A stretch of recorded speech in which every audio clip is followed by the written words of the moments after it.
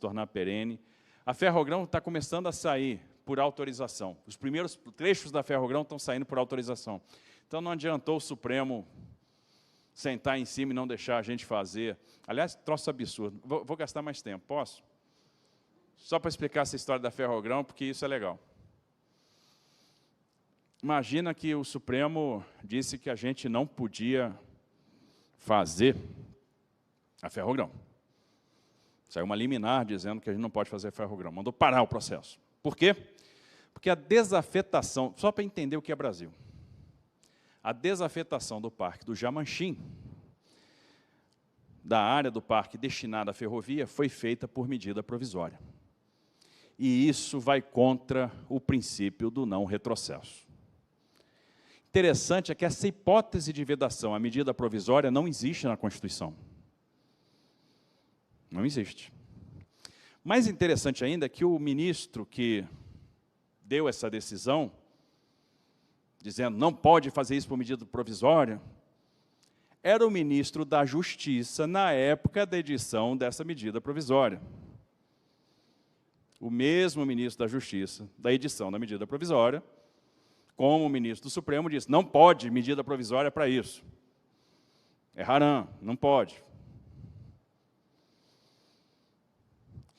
Mais interessante é que o princípio do não retrocesso, a medida provisória em si, ela desafetava, né, tirava lá uma parte do parque de 860 hectares e acrescia no parque 50.000 hectares. Não retrocesso? Isso foi o que saiu do Executivo.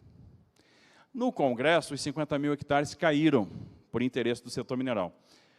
Mas a gente ficou com uma redução líquida de parque para acomodar a geometria da ferrovia, que é uma geometria muito bem comportada, de 460 hectares. Ou seja, 460 hectares dentro de uma reserva de 860.000 hectares.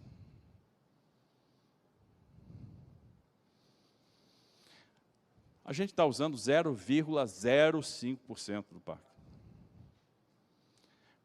Para botar uma ferrovia que vai eliminar 1 milhão de toneladas de CO2 da atmosfera, que vai puxar, para começo de conversa, 35, 40 milhões de toneladas, que vai eliminar material particulado, e que se a gente não fizer, amanhã nós vamos estar discutindo a duplicação da BR-163. Faz sentido isso? Ah, mas tem terra indígena? Tem. No buffer da ferrovia, não. Mas você chega em Miritituba e os portos ficam numa margem do Tapajós, na outra margem do Tapajós, na área urbana de Itaituba, tem 2 terras indígenas.